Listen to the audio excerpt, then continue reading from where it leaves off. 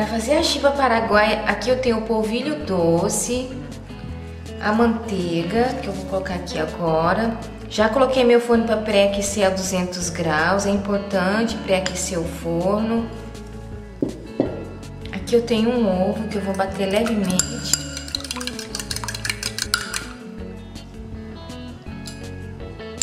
Vou misturar.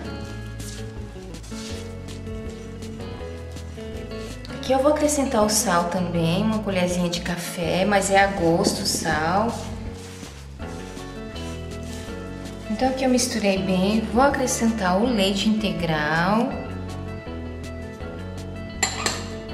o fermento químico em pó e o queijo mussarela. Aqui pode ser o queijo da sua preferência. Eu aqui estou usando mussarela.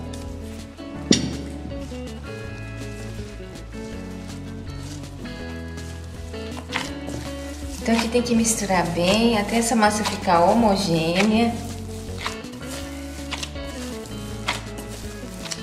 Então a massa fica assim, ó.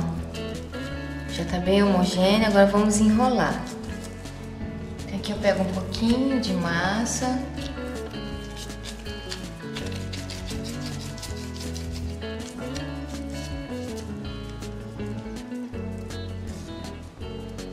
E coloco assim na forma. Coloco as pontinhas deles assim. A minha forma tá untada com um pouquinho de óleo, levemente.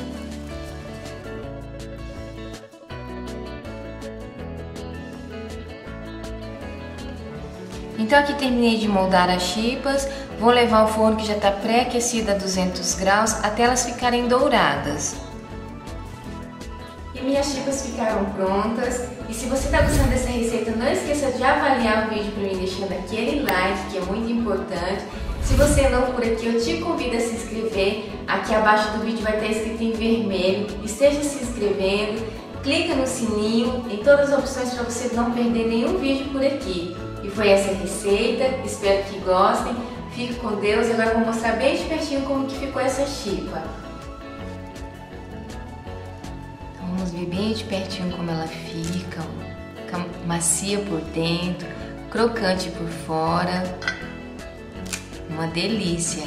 Façam na casa de vocês, deixe seu comentário abaixo do vídeo que eu vou amar interagir com vocês. Se você gostou muito da receita, compartilhe no WhatsApp com os amigos. E agora eu vou provar.